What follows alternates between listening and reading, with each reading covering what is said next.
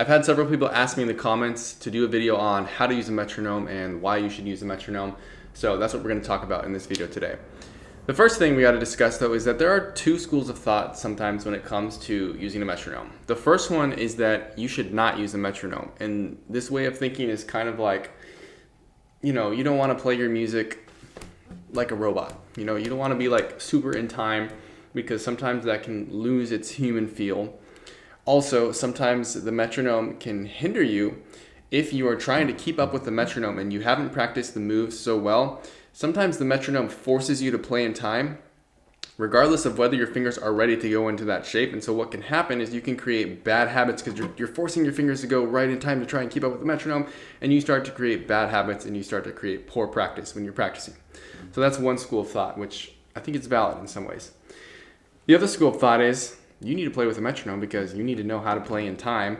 You need to know kind of, mathematically how all the beats line up and how they all add up. And especially if you're going to play with other people, you need to be able to lock. You need to be able to kind of feel that metronome, feel the groove and whatnot. So those are kind of the two approaches. I think they're both valid, and I think you just need to be wise about when to use a metronome and when not to. Okay. So in this video, I'm just going to talk a little bit about how I use a metronome and what I use it for. I would actually say probably more often than not, I don't use the metronome.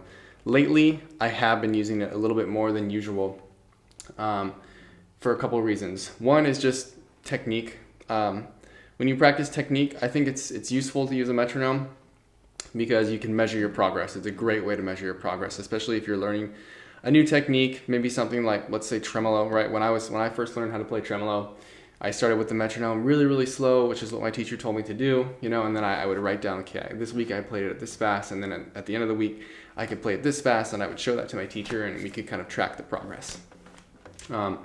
Lately, what I've been using it for, though, is trying to play even and play in time. So a technique exercise that I like to do, it's just like a chromatic scale like this.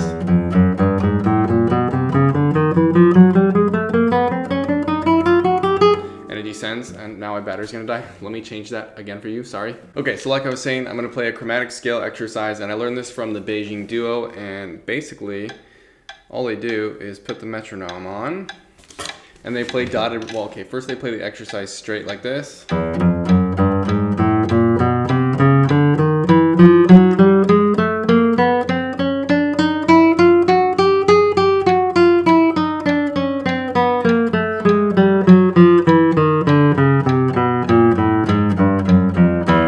One. Now we're gonna play it with dotted rhythm. So we'll go long, short. So we'll go. Then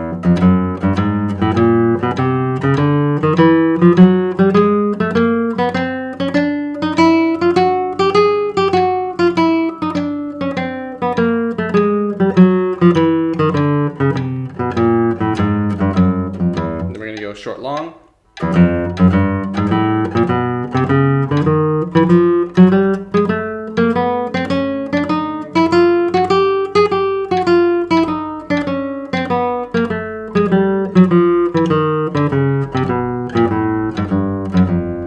Then you play the exercise again, just normal eighth notes, and it should hopefully feel easier and smoother because you practice the dotted rhythm. So.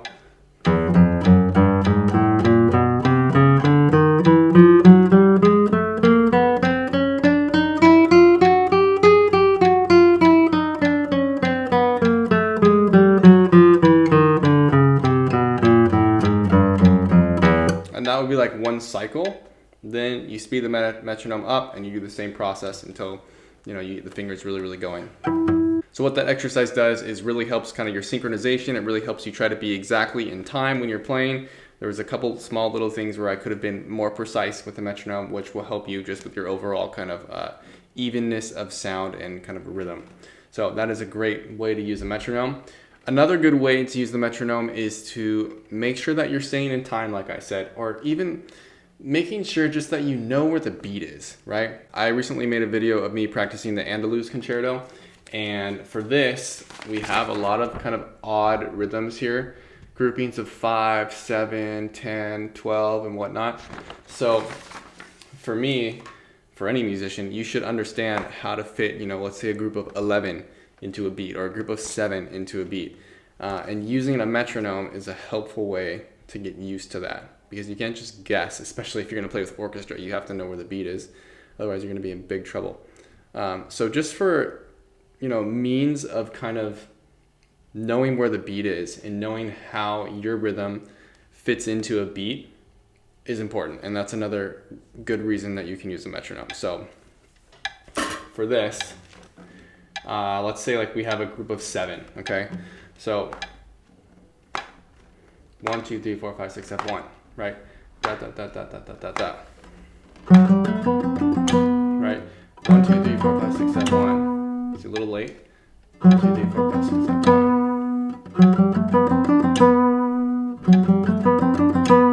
Then I have another group that's 7 plus 8.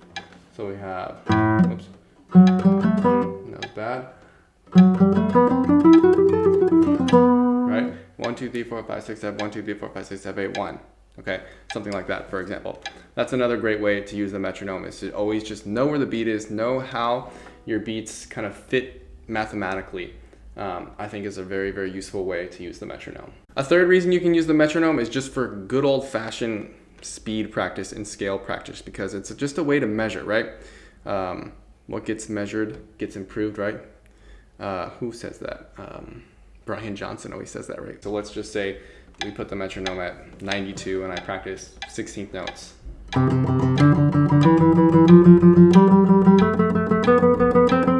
Right, and then I say, okay, I can do that, I'll speed it up, repeat the process. So it's a great way to measure your progress. So those are kind of the 3 ways that I currently use a metronome.